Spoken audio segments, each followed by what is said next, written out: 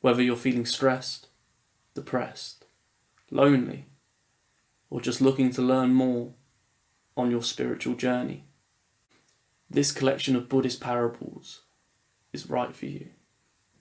In this series, you will learn the wisdom of the Buddhist texts through the telling of beautiful parables, helping you to lead a happier, kinder, more spiritually fulfilled life. I hope you enjoy. There was once a lone widow who was very destitute, and having gone to the mountains, she beheld hermits holding a religious ceremony. Then the woman was filled with joy, and uttering praises said, "It is well, holy priest. But while others give precious things such as gold and silver, I have nothing to offer." Having spoken thus, and having searched herself in vain for something to give, she recollected that some time before she had found in a dung heap 2 coppers. So taking these, she offered them as gifts to the priesthood in charity.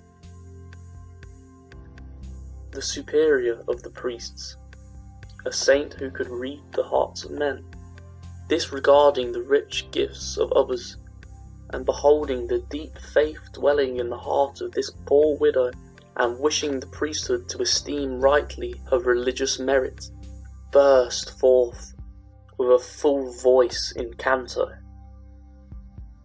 He raised his right hand and said, "Reverend priests, attend.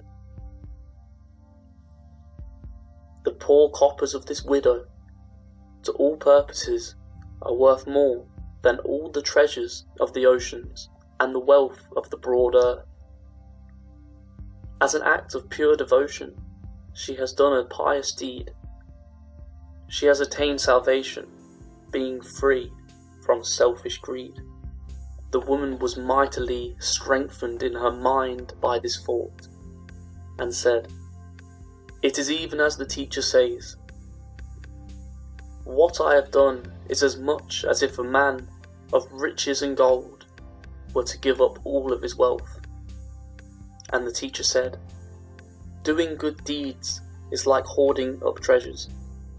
And he expounded this truth in a parable. 3 merchants set out on their travels, each with wealth. One of them gained much, the second returned with his wealth, and the third one came home after losing it all. What is true in common life applies also to religion. The wealth is the state a man has reached. The gain is heaven. The loss of his wealth means that a man will be reborn in a lower state, as a denizen of hell or as an animal. These are the courses that are open to the sinner. He who brings back his wealth is like to one who is born again as a man. Those who through the exercise of various virtues become pious householders will be born again as men, for all beings will reap the fruit of their action.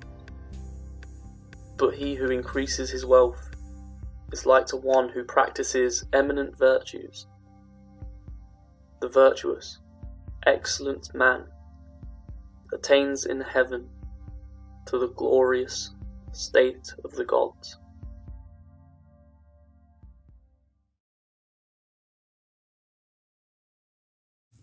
For me, this story is about the separation of the how and the why in life. For the how, you can perform a generous act, but why do you do so? What are your ulterior motives?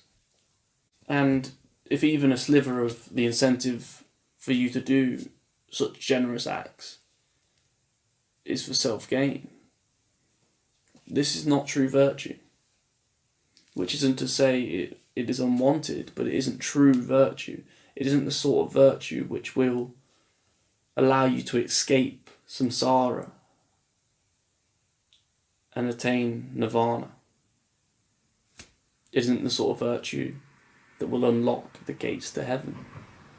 The quote from the story is as follows: "A saint who could read the hearts of men, disregarding the rich gifts of others, and beholding the deep faith dwelling in the heart of this poor woman." The priest could see through the surface level generosity of the crowd, for it is very easy to give when you have much. What percentage of your wealth are you giving? What sacrifice are you actually making to give up such a large sum relative to what the peasant woman gave up?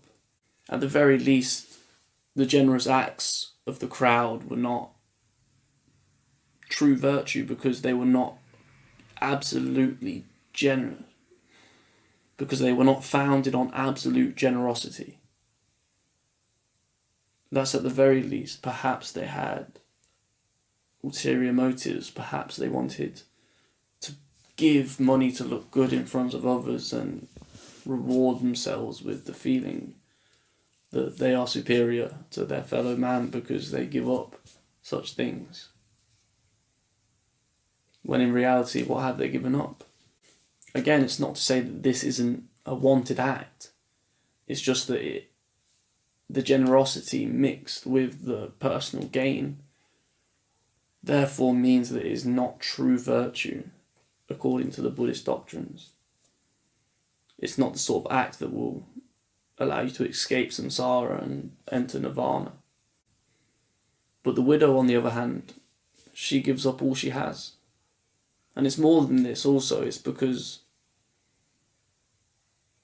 it's not so obvious to someone who isn't like the priest, who can read the hearts of men, so to say, that 2 copper coins is, that giving 2 copper coins is a more generous act than giving up however much the other people were giving up. But the priest saw that the woman had given up all that she had and expected nothing back. He could read the hearts of men. He could read the underlying incentives which led that woman to give up all that she had, and all that she had which she found in a dung heap. She was willing to give it up for the pure joy of religion and the pure joy of the ceremony and for the pure elation of being generous. It's a truly generous act, and therefore not tainted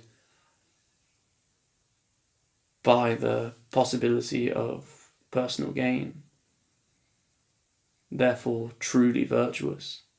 Therefore the sort of act, the sort of virtue that will unlock the door to heaven. The priest then goes on to explain in quite literal terms that it is such acts that this peasant woman has done, truly virtuous acts, which allow us to enter heaven, or in the Buddhist and Hindu terms, exit samsara,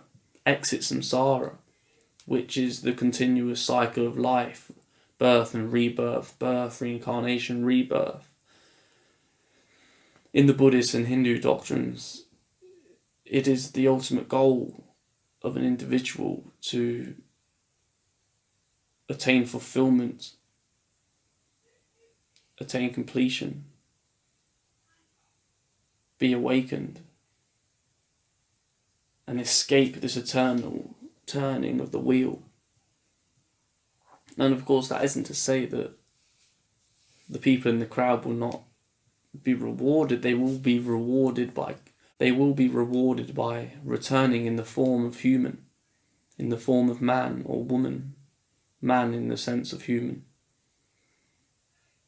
Those who sin will be return as demons or return as animals, as the story says. But you have to truly give up